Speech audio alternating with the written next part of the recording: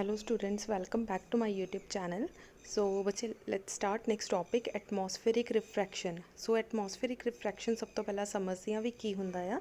The refraction of light takes place in the atmosphere. ਉਹ ਵਾਲੀ refraction ਜਿਹੜੀ ਕਿ atmosphere ਦੇ ਵਿੱਚ occur ਕਰਦੀ ਹੋਵੇ ਉਹਨੂੰ ਅਸੀਂ atmospheric refraction ਬੋਲਦੇ ਹਾਂ. ਠੀਕ ਹੈ. The refraction of light takes place when light goes from rarer to denser medium. Rarer ਹੁੰਦਾ ਬੱਚੇ ਸੰਘਣੀ ਹਵਾ ਤੇ ਡੈਂਸਰ ਹੁੰਦਾ ਜਿੱਥੇ ਗਾੜਾ ਹੋਵੇ, ਗਾੜੀ ਹਵਾ ਹੋਵੇ. ਠੀਕ ਹੈ. ਸੋ ਜਿਹਨੂੰ ਆਪਾਂ ਸੰਘਣੀ ਹਵਾ ਵੀ ਬੋਲ ਦਿੰਦੇ ਹਾਂ. ਸੋ ਜਦੋਂ rays of light takes place when light goes from rarer to denser medium, ਜਦੋਂ ਪਤਲੀ ਹਵਾ ਤੋਂ ਗਾੜੀ ਹਵਾ ਦੇ ਵਿੱਚ ਜਾਂਦਾ ਆ ਉਸ ਟਾਈਮ ਜਿਹੜਾ ਆ ਰਿਫਰੈਕਸ਼ਨ ਹੁੰਦਾ ਆ. ਉਲਟਾ ਵੀ ਜਾ ਸਕਦਾ, ਡੈਂਸਰ ਟੂ ਰੇਰਰ ਵੀ ਜਾ ਸਕਦਾ ਆ. The air in the atmosphere is in the form of layers. ਹੁਣ ਮੰਨ ਲਓ ਬੱਚੇ ਆ ਤੁਹਾਡਾ ਪੂਰੀ ਧਰਤੀ ਆ. ਠੀਕ ਹੈ. ਇਸ ਧਰਤੀ ਦੇ ਜਿਹੜੀ ਆਧਾ ਸਾਰੀ ਇੱਥੇ ਮਿੱਟੀ ਪੱਥਰ ਸੈਂਟਰ ਵਿੱਚ ਤਾਂ ਇਹ ਹੋਏਗਾ. ਬਾਹਰ ਵਾਲੇ ਪਾਸੇ ਦੇਖੋ ਪਹਿਲੀ ਲੇਅਰ, ਦੂਸਰੀ ਲੇਅਰ, ਤੀਸਰੀ ਲੇਅਰ, ਇੱਥੇ ਹਵਾ ਦੀਆਂ ਲੇਅਰਸ ਹੁੰਦੀਆਂ. ਤੁਸੀਂ ਸੁਣਿਆ ਹੋਣਾ ਜਿੱਦਾਂ ਜਿੱਦਾਂ ਅਸੀਂ ਪਹਾੜਾਂ 'ਤੇ ਜਾਂਦੇ ਹਾਂ ਤਾਂ ਸਾਨੂੰ ਠੰਡਾ ਫੀਲ ਹੁੰਦਾ. ਠੀਕ ਆ. ਇਹਦਾ ਮਤਲਬ ਇੱਥੇ ਕਿੰਨੀਆਂ ਬੜੀਆਂ ਹਵਾ ਦੀਆਂ ਲੇਅਰਸ ਹੁੰਦੀਆਂ. ਡਿਫਰੈਂਟ ਲੇਅਰਸ ਜਿਹੜੀ ਆ ਉਹਨਾਂ ਦੀ ਡੈਂਸਿਟੀ, ਗਾੜਾਪਨ ਵੀ ਜਿਹੜਾ ਹੁੰਦਾ ਉਹਨਾਂ ਦਾ ਅਲੱਗ-ਅਲੱਗ ਹੁੰਦਾ ਆ. ਠੀਕ ਹੈ. ਸੋ ਅੱਗੇ ਪੜ੍ਹੋ ਤਾਂ different layers of air have different density. ਅਲੱਗ-ਅਲੱਗ ਲੇਅਰ ਦੀ ਅਲੱਗ-ਅਲੱਗ ਡੈਂਸਿਟੀ ਹੁੰਦੀ ਆ. As we go higher and higher the density of layer of air goes on decreasing. ਤਾਂ ਡੈਂਸਿਟੀ ਕੀ ਆ ਉੱਪਰ ਜਾਂਦੇ ਜਾਂਦੇ ਘਟਦੀ ਜਾਂਦੀ ਆ. ਠੀਕ ਹੈ. ਜਿੱਦਾਂ ਜਿੱਦਾਂ ਅਸੀਂ ਉੱਪਰ ਜਾਂਦੇ ਜਾਵਾਂਗੇ, ਮੰਨ ਲਓ ਅਸੀਂ ਹੁਣ ਸਤ੍ਹਾ 'ਤੇ ਆਪਣੀ ਧਰਤੀ 'ਤੇ ਹਾਂ. ਇੱਥੋਂ ਮੰਨ ਲਓ ਹੁਣ ਆਪਾਂ 30 ਮੰਜ਼ਿਲ ਉੱਪਰ ਚੜ੍ਹ ਗਏ ਜਾਂ 40 ਮੰਜ਼ਿਲ ਉੱਪਰ ਚਲੇ ਗਏ, 50 ਮੰਜ਼ਿਲ ਉੱਪਰ, ਜਾਂ ਇੱਥੋਂ ਵੀ ਬਹੁਤ ਜ਼ਿਆਦਾ ਜਿੱਥੇ ਜਹਾਜ਼ ਉੱਡਦੇ ਆ ਇੱਥੇ ਉੱਪਰ ਚਲੇ ਗਏ. ਜਾਂ ਉੱਪਰ ਨੂੰ ਜਾਂਦੇ ਟਾਈਮ ਤੁਹਾਡੀ ਡੈਂਸਿਟੀ ਕੀ ਹੁੰਦੀ ਆ, ਘਟਦੀ ਜਾਂਦੀ ਆ. Therefore the layers of air closer to the surface of earth behave as a denser medium. ਇਹਦਾ ਮਤਲਬ ਧਰਤੀ ਦੇ ਨੇੜੇ ਜਿਹੜੀ ਹਵਾ ਆ, ਜਿੱਦਾਂ ਅਸੀਂ ਧਰਤੀ ਦੇ ਬਿਲਕੁਲ ਉੱਪਰ ਘੁੰਮ ਰਹੇ ਹਾਂ, ਹੈ ਨਾ. ਇਹਦਾ ਮਤਲਬ ਇੱਥੇ ਜਿਹੜੀ ਹਵਾ ਦੀ ਡੈਂਸਿਟੀ ਆ, ਜਿਹੜੀ ਏਅਰ ਦੀ ਜੋ ਡੈਂਸਿਟੀ ਆ ਉਹ ਕਿੰਨੀ ਹੋਏਗੀ, ਗਾੜੀ ਹੋਊਗੀ, optical denser medium ਹੋਏਗਾ. And layers of air for away from the surface of earth behave as optical rarer medium. ਠੀਕ ਹੈ ਬੱਚੇ. ਇੱਥੇ ਕੀ ਹੋਏਗਾ, ਡੈਂਸਰ ਮੀਡੀਅਮ. ਧਰਤੀ ਦੇ ਨੇੜੇ ਕੀ ਹੋਏਗਾ, ਡੈਂਸਰ ਸੰਘਣੀ ਹਵਾ ਹੋਏਗੀ. ਜਿੱਦਾਂ ਜਿੱਦਾਂ ਅਸੀਂ ਉੱਤੇ ਜਾਂਦੇ ਹਾਂ ਤਾਂ ਰੇਰਰ ਮੀਡੀਅਮ ਹੋਏਗਾ. ਰੇਰਰ ਹੁੰਦਾ ਆ ਜਿਹਦੀ ਹਵਾ ਪਤਲੀ ਹੋਵੇ. ਠੀਕ ਆ. ਵੈਨ ਸਨਲਾਈਟ ਐਂਟਰਸ ਦ ਅਰਥ ਐਟਮੋਸਫੇਅਰ. ਹੁਣ ਜਦੋਂ ਸਨ ਦੀਆਂ, ਸੂਰਜ ਦੀਆਂ ਕਿਰਨਾਂ, ਬੱਚੇ ਆ ਤੁਹਾਡਾ ਸਨ ਸੀ. ਠੀਕ ਆ. ਇੱਥੋਂ ਜਦੋਂ ਕਿਰਨਾਂ ਸਾਡੀ ਧਰਤੀ ਦੇ ਉੱਪਰ ਪਈਆਂ, ਮੰਨ ਲਓ ਇਹ ਤੁਹਾਡੀ ਧਰਤੀ ਆ, ਜਿੱਦਾਂ ਹੀ ਧਰਤੀ ਦੇ ਉੱਪਰ ਪੈਂਦੀਆਂ ਹੈ it continuously goes from rarer to denser medium. ਇਹਦਾ ਮਤਲਬ ਇੱਥੇ ਕਿੰਨੀਆਂ ਬੜੀਆਂ ਲੇਅਰਸ ਰਾਸਤੇ ਵਿੱਚ ਆਉਂਦੀਆਂ ਪਈਆਂ ਸੀ. ਉੱਪਰ ਵਾਲੀ ਕੀ ਸੀ, ਰੇਰਰ ਮੀਡੀਅਮ ਸੀ. ਇਹਦਾ ਮਤਲਬ ਰੇਰਰ ਟੂ ਡੈਂਸਰ ਮੀਡੀਅਮ ਆ ਰਹੀ ਆ. ਸਾਨੂੰ ਪਤਾ ਜਦੋਂ ਰੇਰਰ ਟੂ ਡੈਂਸਰ ਮੀਡੀਅਮ ਆਉਂਦੀ ਆ ਤਾਂ ਟੂਵਰਡਸ ਦਾ ਨੋਰਮਲ ਜਿਹੜੀ ਰੇ ਆਫ ਲਾਈਟ ਆ ਬੈਂਡ ਹੋ ਜਾਂਦੀ ਆ. ਠੀਕ ਆ. ਨੋਰਮਲ ਦੇ ਵੱਲ ਨੂੰ ਝੁਕ ਜਾਂਦੀ ਆ. ਇਹਦਾ ਮਤਲਬ ਲਗਾਤਾਰ ਜਿਹੜੀ ਤੁਹਾਡੀ ਰੇ ਆਫ ਲਾਈਟ ਆ ਉਹ ਬੈਂਡ ਹੁੰਦੀ ਆ ਰਹੀ ਆ, ਝੁਕਦੀ ਆ ਰਹੀ ਆ. ਫਿਰ ਹੋਊਗਾ ਕਿ and hence refraction of light takes place. ਇਸ ਤਰੀਕੇ ਨਾਲ ਜਿਹੜਾ ਰਿਫਰੈਕਸ਼ਨ ਦਾ ਜੋ ਲਾਅ ਆ ਉਹ ਇੱਥੇ ਅਕਰ ਕਰੂਗਾ. ਠੀਕ ਹੈ. ਐਟਮੋਸਫੇਰਿਕ ਰਿਫਰੈਕਸ਼ਨ ਗਿਵਜ਼ ਰਾਈਜ਼ ਟੂ ਮੈਨੀ ਆਪਟੀਕਲ ਫਿਨੋਮੀਨਾ ਵਿਚ ਆਰ ਡਿਸਕਸ ਬਿਲੋ. ਹੁਣ ਦੇਖੋ ਕਿ ਅੱਗੇ ਜਾ ਕੇ ਅਸੀਂ ਹੁਣ ਕੁਛ ਆਪਟੀਕਲ ਫਿਨੋਮੀਨਾ ਡਿਸਕਸ ਕਰਨ ਜਾ ਰਹੇ ਹਾਂ ਜਿਹਦੀ ਵਜ੍ਹਾ ਨਾਲ ਜਿਹੜੇ ਅਲੱਗ-ਅਲੱਗ ਤਰ੍ਹਾਂ ਦੀ ਫਿਨੋਮੀਨਾ ਅਕਰ ਕਰਦੀ ਆ. ਠੀਕ ਆ. ਮੇਨ ਉਹਨਾਂ ਦਾ ਰੀਜ਼ਨ ਕੀ ਆ, ਐਟਮੋਸਫੇਰਿਕ ਰਿਫਰੈਕਸ਼ਨ. ਸੋ ਇੱਕ ਇੱਕ ਕਰਕੇ ਆਪਾਂ ਪੜ੍ਹਦੇ ਹਾਂ. Number 1 is a twinkling of star. ਬੱਚੇ ਤੁਸੀਂ ਬਚਪਨ ਤੋਂ ਹੀ ਦੇਖਦੇ ਆਉਂਦੇ ਹੋਣੇ ਆ ਕਿ ਜਦੋਂ ਅਸੀਂ ਆਕਾਸ਼ ਵੱਲ, ਰਾਤ ਨੂੰ ਆਕਾਸ਼ ਵੱਲ ਦੇਖਦੇ ਹਾਂ ਤਾਂ ਜਿਹੜੇ ਤਾਰੇ ਆ ਸਾਨੂੰ ਟਿਮਟਿਮਾਉਂਦੇ ਹੋਏ ਨਜ਼ਰ ਆਉਂਦੇ ਆ, ਹੈ ਨਾ. ਤਾਂ ਅਸੀਂ ਛੋਟੇ ਹੁੰਦੇ, ਜਦੋਂ ਬਹੁਤ ਛੋਟੇ ਸੀ, ਅਸੀਂ ਆਪਣੇ ਮੰਮੀ ਪਾਪਾ ਤੋਂ ਪੁੱਛਦੇ ਹੁੰਦੇ ਸੀ ਕਿ ਇਹ ਜਿਹੜੇ ਤਾਰੇ ਆ ਇਹ ਕਿਸ ਤਰੀਕੇ ਨਾਲ ਟਿਮਟਿਮਾਉਂਦੇ ਆ. ਠੀਕ ਹੈ. ਸੋ ਸਾਨੂੰ ਇੱਕ ਅਲੱਗ ਤਰ੍ਹਾਂ ਦੀ ਕਹਾਣੀ ਸੁਣਾ ਦਿੱਤੀ ਜਾਂਦੀ ਸੀ ਕਿਉਂਕਿ ਪੇਰੈਂਟਸ ਤਾਂ ਸਾਡੇ ਸਾਇੰਸ ਨਹੀਂ ਪੜ੍ਹੇ ਤਾਂ ਉਹਨਾਂ ਨੂੰ, ਕਈ ਪੇਰੈਂਟਸ ਨੂੰ ਨਹੀਂ ਪਤਾ ਹੁੰਦਾ ਕਿ ਐਕਚੁਅਲ ਦੇ ਵਿੱਚ ਜਿਹੜੇ ਸਟਾਰਸ ਆ ਕਿਉਂ ਟਿਮਟਿਮਾਉਂਦੇ ਆ. ਬਟ ਅਸੀਂ ਬੱਚਿਆਂ ਨੂੰ ਮਨ ਪਰਚਾਉਣ ਦੇ ਲਈ ਉਹਨਾਂ ਨੂੰ ਕੋਈ ਨਾ ਕੋਈ ਸਟੋਰੀ ਸੁਣਾ ਦਿੰਦੇ ਹਾਂ. ਸੋ ਅੱਜ ਹੁਣ ਤੁਸੀਂ 10th ਕਲਾਸ ਦੇ ਵਿੱਚ ਹੋ ਚੁੱਕੇ ਆ, ਸਾਇੰਸ ਦੇ ਸਟੂਡੈਂਟ ਆ, ਤਾਂ ਤੁਹਾਨੂੰ ਪਤਾ ਹੋਣਾ ਚਾਹੀਦਾ ਕਿ ਤਾਰੇ ਟਿਮਟਿਮਾਉਂਦੇ ਕਿਉਂ ਆ. ਸੋ ਬਹੁਤ ਹੀ ਇੰਟਰਸਟਿੰਗ ਜਿਹਾ ਟੌਪਿਕ ਆ. ਚਲੋ ਪੜ੍ਹਦੇ ਹਾਂ. Light emits by distinct star passing through the atmosphere of Earth before reaching our eye. ਕਹਿੰਦੇ ਜਿਹੜੀ ਲਾਈਟ ਆ ਬਹੁਤ ਦੂਰੋਂ ਆ ਰਹੀ ਆ। ਹੁਣ ਤੁਹਾਨੂੰ ਪਤਾ ਜਿਹੜੇ ਤਾਰੇ ਆ ਉਹ ਸਾਡੀ ਧਰਤੀ ਨਾਲੋਂ ਬਹੁਤ ਜ਼ਿਆਦਾ ਦੂਰ ਆ, ਸਾਡੀ ਧਰਤੀ ਦੇ ਐਟਮੋਸਫੇਅਰ ਨਾਲੋਂ ਬਹੁਤ ਜ਼ਿਆਦਾ ਦੂਰ ਆ। ਦੇਖੋ ਅਸੀਂ ਧਰਤੀ ਦੇ ਬਿਲਕੁਲ ਉੱਪਰ ਖੜ੍ਹੇ ਆ, ਤਾਂ ਜਿਹੜੇ ਤਾਰੇ ਆ ਉਹ ਸਾਡੇ ਤੋਂ ਬਹੁਤ ਜ਼ਿਆਦਾ ਦੂਰ ਆ। ਇਹਦਾ ਮਤਲਬ ਤਾਰੇ ਦੀ ਰੌਸ਼ਨੀ ਨੇ ਜਦੋਂ ਸਾਡੇ ਤੱਕ ਪਹੁੰਚਣਾ ਆ ਤਾਂ ਸੈਂਟਰ ਦੇ ਵਿੱਚ ਬਹੁਤ ਸਾਰੀਆਂ ਲੇਅਰਸ ਆ ਰਹੀਆਂ। ਮੰਨ ਲਓ ਆ ਤੁਸੀਂ ਖੜ੍ਹੇ ਆ ਤੁਹਾਡਾ ਸਟਾਰ ਆ, ਤਾਂ ਤੁਹਾਨੂੰ ਪਤਾ ਸੈਂਟਰ ਦੇ ਵਿੱਚ ਬਹੁਤ ਸਾਰੀਆਂ ਲੇਅਰਸ ਆ। ਉੱਪਰ ਵਾਲੀ ਲੇਅਰ ਕੀ ਸੀ? ਰੇਅਰਰ ਮੀਡੀਅਮ। ਨੀਚੇ ਵਾਲੀਆਂ ਲੇਅਰਸ ਕੀ ਆ ਰਹੀਆਂ ਆ? Denser medium. ਇਹਦਾ ਮਤਲਬ ਰੇ ਆਫ ਲਾਈਟ ਕੀ ਹੁੰਦੀ ਜਾਊਗੀ? ਥੋੜ੍ਹੀ ਥੋੜ੍ਹੀ ਬੈਂਡ ਹੁੰਦੀ ਜਾਊਗੀ। ਇੱਥੇ ਨਾਰਮਲ ਬਣ ਗਿਆ, ਟੂਵਰਡਸ ਦਾ ਨਾਰਮਲ ਬੈਂਡ ਹੋ ਗਿਆ, ਫਿਰ ਇੱਥੇ ਬੈਂਡ ਹੋ ਗਿਆ, ਟੂਵਰਡਸ ਦਾ ਨਾਰਮਲ ਬੈਂਡ ਹੋ ਗਿਆ। ਕਰਦੇ ਕਰਦੇ ਜਿਹੜੀਆਂ ਤੁਹਾਡੀਆਂ ਰੇਜ਼ ਆਫ ਲਾਈਟ ਆ ਕੰਟੀਨਿਊਸਲੀ ਬੈਂਡ ਹੁੰਦੀਆਂ ਜਾਣਗੀਆਂ। ਠੀਕ ਹੈ। The atmosphere of the earth is not uniform but consist of many layers. Uniform ਨਹੀਂ ਹੈਗਾ ਤਾਂ ਕਿੰਨੀਆਂ ਬੜੀਆਂ ਲੇਅਰਸ ਤੋਂ ਬਣਿਆ ਹੋਇਆ ਆ। ਠੀਕ ਹੈ। ਅੱਗੇ ਦੇਖੋ ਜਿਨ੍ਹਾਂ ਦੀ ਡੈਂਸਿਟੀ ਵੀ ਕੀ ਆ? ਅਲੱਗ-ਅਲੱਗ ਆ। The layers of air closer to the surface of earth are optically denser. As we go higher and higher, the layers of air ਜਿਹੜੀ ਡੈਂਸਿਟੀ ਆ ਬੱਚੇ ਜਿੱਦਾਂ ਜਿੱਦਾਂ ਅਸੀਂ ਉੱਪਰ ਜਾਂਦੇ ਜਾਵਾਂਗੇ ਤਾਂ ਕੀ ਆ? ਡੈਂਸਿਟੀ ਉਹਦੀ ਘਟਦੀ ਜਾਏਗੀ। ਠੀਕ ਆ। ਅੱਗੇ ਆਓ। And refractive index decrease. ਤਾਂ ਜਿਹੜਾ ਰਿਫਰੈਕਟਿਵ ਇੰਡੈਕਸ ਆ ਮਿਊ ਜਾਂ ਫਿਰ ਜਿਹਨੂੰ ਅਸੀਂ ਐਨ ਬੋਲਦੇ ਹਾਂ। ਠੀਕ ਹੈ। ਰਿਫਰੈਕਟਿਵ ਇੰਡੈਕਸ ਆ ਉਹ ਘਟਦਾ ਜਾਏਗਾ। As a light from a star enters the uppermost layer of the atmosphere, it bends towards the normal. ਅਸੀਂ ਹੁਣੇ ਦੱਸ ਕੇ ਹਟੇ ਹਾਂ, ਉੱਪਰ ਵਾਲਾ ਰੇਅਰ ਮੀਡੀਅਮ ਆ, ਨੀਚੇ ਵਾਲਾ ਡੈਂਸਰ ਮੀਡੀਅਮ ਆ। ਜਦੋਂ ਰੇਅਰ ਟੂ ਡੈਂਸਰ ਵੱਲ ਜਾਏਗੀ ਤਾਂ ਟੂਵਰਡਸ ਦਾ ਨਾਰਮਲ ਬੈਂਡ ਹੋ ਜਾਏਗੀ। ਇੱਥੇ ਵੀ ਉਹੀ ਚੀਜ਼ ਲਿਖਿਆ ਕਿ ਟੂਵਰਡਸ ਦਾ ਨਾਰਮਲ ਕੀ ਹੋ ਜਾਏਗੀ? ਤੁਹਾਡੀ ਰੇ ਆਫ ਲਾਈਟ ਬੈਂਡ ਹੋ ਜਾਏਗੀ। ਦਿਸ ਪ੍ਰੋਸੈਸ ਕੰਟੀਨਿਊਸਲੀ, ਕਿਉਂਕਿ ਕਿੰਨੀਆਂ ਹੀ ਬੜੀਆਂ ਲੇਅਰਸ ਆ, ਇਹਦਾ ਮਤਲਬ ਇਹੀ ਪ੍ਰੋਸੈਸ ਕਿੰਨੀ ਵਾਰੀ ਚੱਲਦਾ ਜਾਏਗਾ। ਡਿਊ ਟੂ ਰਿਫਰੈਕਸ਼ਨ ਆਫ ਲਾਈਟ, ਇਸ ਰਿਫਰੈਕਸ਼ਨ ਆਫ ਲਾਈਟ ਕਰਕੇ ਜਿਹੜਾ ਸਟਾਰ ਆ ਉਹ ਸਾਨੂੰ ਐਕਚੁਅਲ ਪੋਜੀਸ਼ਨ ਦੀ ਥਾਂ 'ਤੇ ਕਿਸੇ ਹੋਰ ਹੀ ਜਗ੍ਹਾ 'ਤੇ ਨਜ਼ਰ ਆਏਗਾ। ਠੀਕ ਆ। ਸੋ ਇੱਕ ਡਾਇਗਰਾਮ ਆਪਾਂ ਡਿਸਕਸ ਕਰਦੇ ਹਾਂ। ਐਕਚੁਅਲ ਦੇ ਵਿੱਚ ਤੁਹਾਡਾ ਸਟਾਰ ਕਿੱਥੇ ਸੀ? ਇਸ ਪੋਜੀਸ਼ਨ 'ਤੇ। ਦੁਬਾਰਾ ਸਮਝੋ, ਆਹ ਸੀ ਬੱਚੇ ਤੁਹਾਡਾ ਐਕਚੁਅਲ ਪੋਜੀਸ਼ਨ। ਠੀਕ ਆ। ਮੰਨ ਲਓ ਆਹ ਤੁਹਾਡਾ ਸਟਾਰ ਆ, ਇੱਥੇ ਹੁਣ ਕਿੰਨੀਆਂ ਬੜੀਆਂ ਲੇਅਰਸ ਆ ਰਹੀਆਂ। ਠੀਕ ਹੈ। ਇਸ ਤਰੀਕੇ ਨਾਲ ਮੰਨ ਲਓ ਤੁਸੀਂ ਇੱਥੇ ਕਿਤੇ ਖੜ੍ਹੇ ਆ। ਠੀਕ ਹੈ। ਰੇ ਆਫ ਲਾਈਟ ਆਈ, ਕਿਉਂਕਿ ਉੱਪਰ ਵਾਲਾ ਸੀ ਰੇਅਰ ਮੀਡੀਅਮ, ਨੀਚੇ ਡੈਂਸਰ, ਟੂਵਰਡਸ ਦਾ ਨਾਰਮਲ ਬੈਂਡ ਹੋ ਗਈ, ਹੋਰ ਝੁਕ ਗਈ, ਫਿਰ ਟੂਵਰਡਸ ਦਾ ਨਾਰਮਲ ਬੈਂਡ ਹੋ ਗਈ, ਫਿਰ ਝੁਕ ਗਈ, ਫਿਰ ਨਾਰਮਲ ਬਣ ਗਿਆ, ਫਿਰ ਟੂਵਰਡਸ ਦਾ ਨਾਰਮਲ ਬੈਂਡ ਹੋ ਗਈ।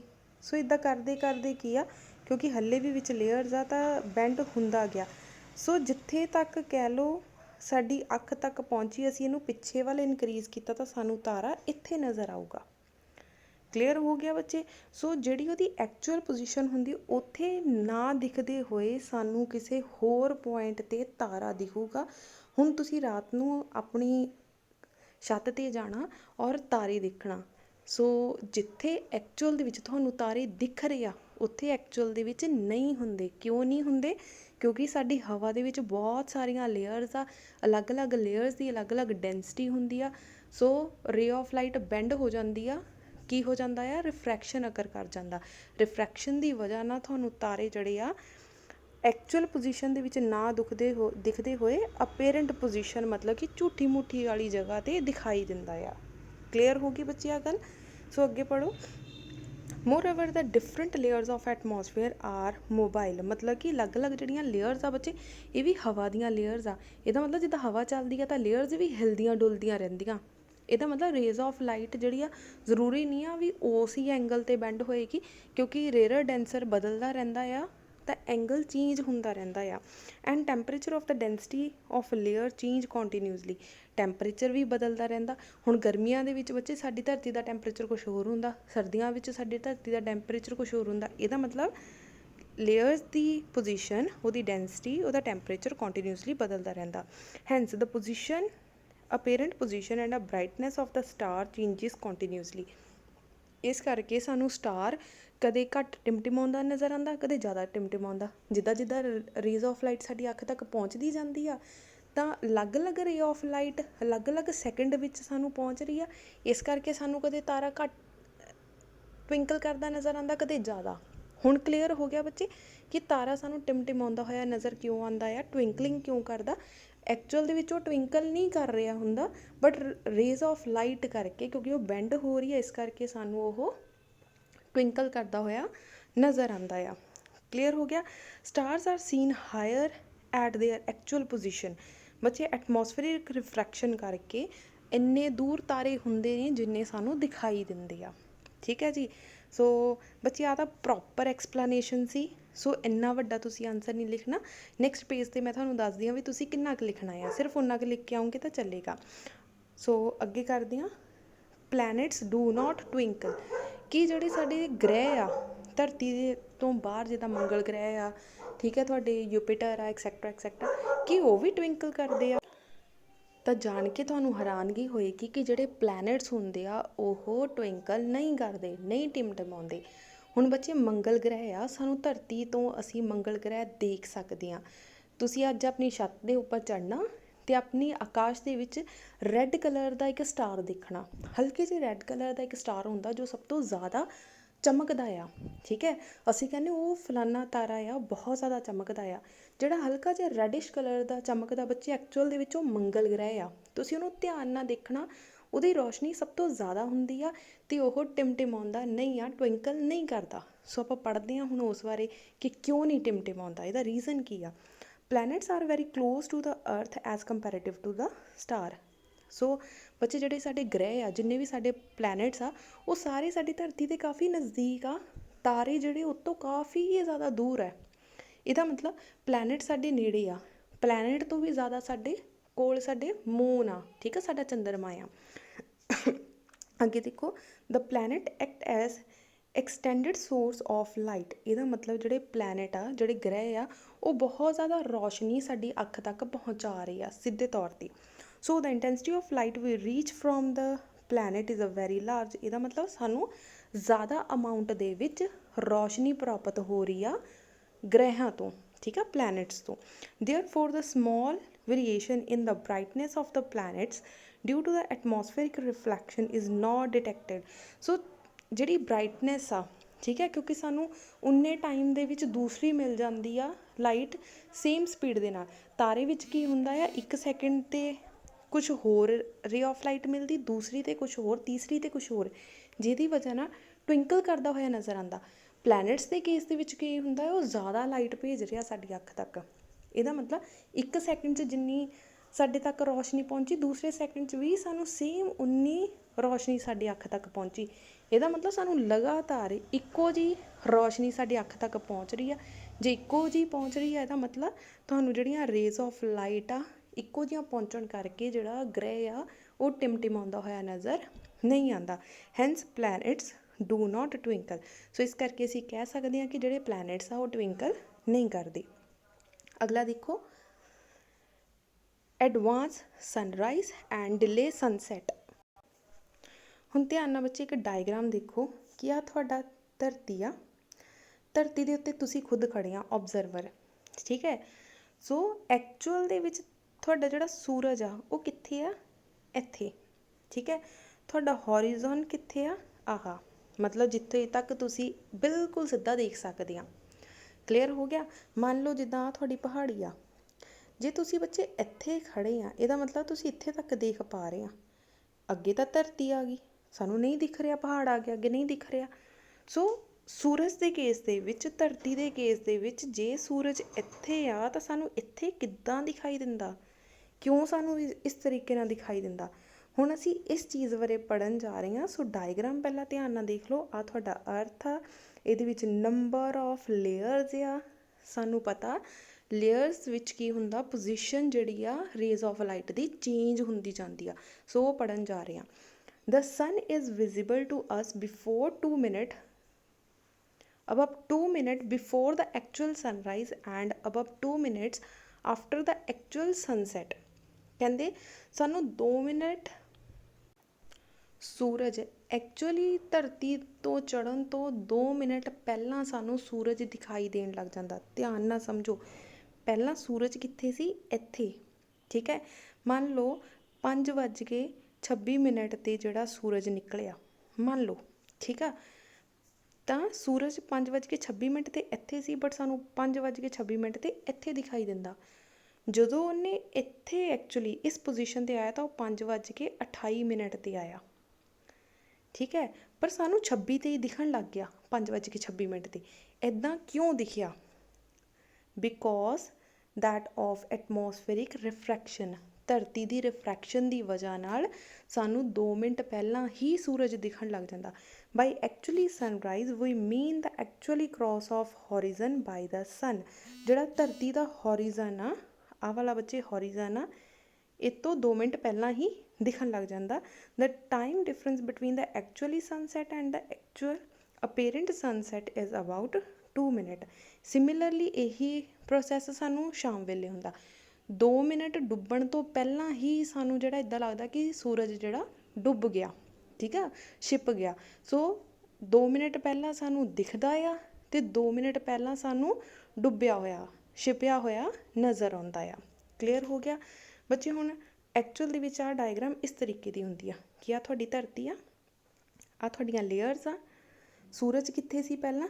ਇਸ ਪੋਜੀਸ਼ਨ 'ਤੇ, ਠੀਕ ਹੈ, ਇਸ ਪੋਜੀਸ਼ਨ 'ਤੇ। ਸੋ ਰੇਜ਼ ਆਫ ਲਾਈਟ ਆ ਯੈਲੋ ਕਲਰ ਦੀ ਤੁਹਾਨੂੰ ਦਿਖਾਈ ਦੇ ਰਹੀ ਹੈ, ਇੱਧਰੋਂ ਆਈ ਰੇਜ਼ ਆਫ ਲਾਈਟ। ਸੋ ਇੱਥੋਂ ਆਹ ਦੇਖੋ, ਆਹ ਲੇਅਰਸ ਸ਼ੁਰੂ ਹੋ ਗਈਆਂ।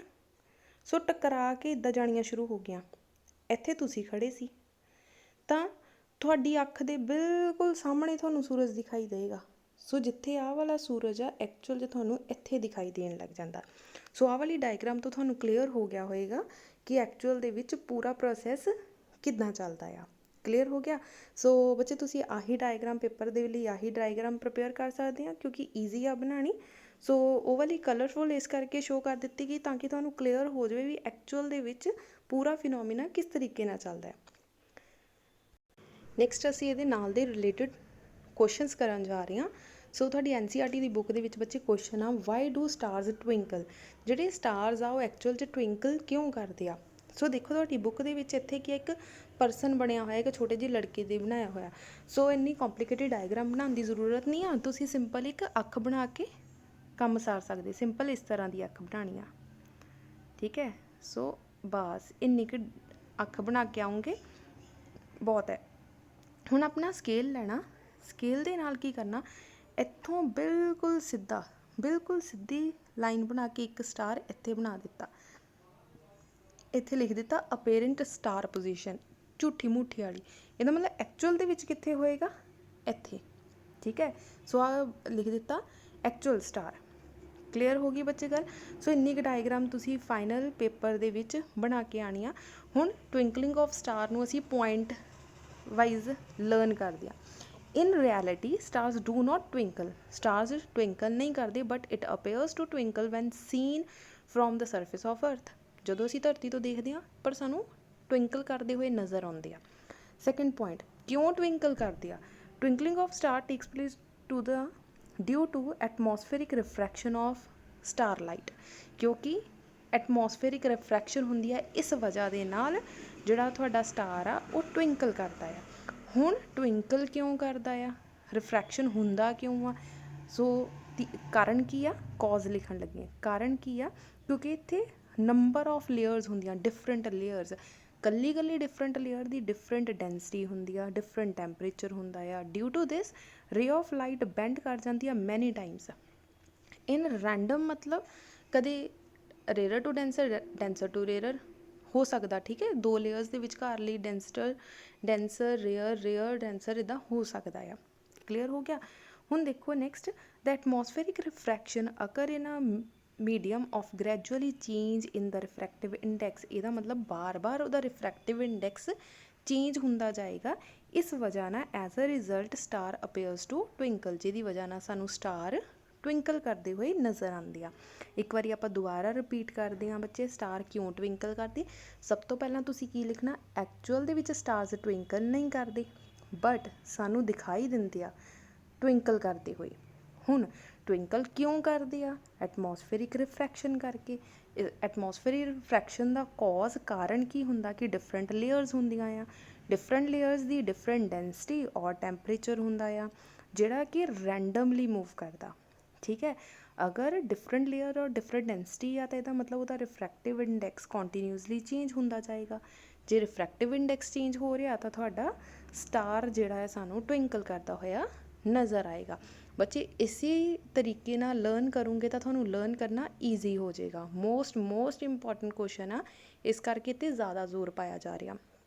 ਅਗਲਾ ਕੁਐਸਚਨ ਦੇਖੋ, explain why the planets do not twinkle. ਹੁਣ ਜਿਹੜੇ ਪਲੈਨਟ ਆ ਉਹ ਟਵਿੰਕਲ ਕਿਉਂ ਨਹੀਂ ਕਰਦੇ। ਇਹ ਬੱਚੇ ਵਰਡਿੰਗ ਸੇਮ ਆ ਜੋ ਪਹਿਲਾਂ ਐਕਸਪਲੇਨ ਕੀਤੀ ਆ, ਸੋ ਆਪਾਂ ਜਸਟ ਰੀਡ ਆਊਟ ਕਰਦੇ ਹਾਂ। ਸੋ ਜੋ ਪਹਿਲਾਂ ਵਰਡਿੰਗ ਸੀ ਸੇਮ ਟੂ ਸੇਮ ਹੁਣ ਵੀ ਉਹੀ ਵਰਡਿੰਗ ਆ। Unlike star planet do not twinkle, ਜਿੱਦਾਂ ਸਟਾਰ ਟਵਿੰਕਲ ਕਰਦੇ ਆ ਤਾਂ ਪਲੈਨਟ ਟਵਿੰਕਲ ਨਹੀਂ ਕਰਦੇ। ਕਿਉਂ ਨਹੀਂ ਕਰਦੇ? ਕਿਉਂਕਿ ਜਿਹੜੇ ਪਲੈਨਟ ਆ ਸਾਡੀ ਧਰਤੀ ਦੇ ਬਹੁਤ ਜ਼ਿਆਦਾ ਨੇੜੇ ਆ, ਵੈਰੀ ਕਲੋਜ਼ ਟੂ ਦਾ ਅਰਥ, ਸਾਡੀ ਧਰਤੀ ਦੇ ਬਹੁਤ ਨੇੜੇ ਆ। ਇਹਦਾ ਮਤਲਬ the planets act as a extent source of light, ਇਹਦਾ ਮਤਲਬ ਇੱਥੋਂ ਸਾਨੂੰ ਜ਼ਿਆਦਾ ਲਾਈਟ ਮਿਲ ਰਹੀ ਆ। So intensity of light we receive from the planet is a very large. So ਜਿਹੜੀ ਇਹ ਵਾਲੀ ਇੰਟੈਂਸਿਟੀ ਆਫ ਲਾਈਟ ਆ ਉਹ ਕੀ ਆ, ਬਹੁਤ ਜ਼ਿਆਦਾ ਆ। Therefore small variation in the brightness of a planet due to atmospheric refraction is not detected. So ਇਹ ਛੋਟੇ ਜਿਹੜਾ ਐਟਮੋਸਫੇਰਿਕ ਰਿਫਰੈਕਸ਼ਨ ਆ ਉਹਨੂੰ ਡਿਟੈਕਟ ਹੀ ਨਹੀਂ ਕਰ ਪਾਉਂਦਾ। ਜੇ ਡਿਟੈਕਟ ਨਹੀਂ ਕਰੇਗਾ ਤਾਂ planets do not Twinkle. Clear ਹੋ ਗਿਆ ਬੱਚੇ? ਸੋ ਇੱਥੇ ਤੱਕ ਜਿਹੜਾ ਅੱਜ ਦੀ ਆਪਣਾ ਵੀਡੀਓ ਲੈਕਚਰ ਇੱਥੇ ਤੱਕ ਦਾ ਹੀ ਸੀ। ਅਗਰ ਪੂਰੇ ਲੈਕਚਰ ਦੇ ਵਿੱਚ ਬੱਚੇ ਅਗਰ ਤੁਹਾਨੂੰ ਕੋਈ ਚੀਜ਼ ਨਾ ਸਮਝ ਲੱਗੀ ਹੋਵੇ ਜਾਂ ਤੁਸੀਂ ਕੁਝ ਪੁੱਛਣਾ ਚਾਹੁੰਦੇ ਹੋਵੋ ਤਾਂ ਤੁਸੀਂ ਪੁੱਛ ਸਕਦੇ ਆ। ਠੀਕ ਹੈ, ਥੈਂਕ ਯੂ ਸੋ ਮਚ।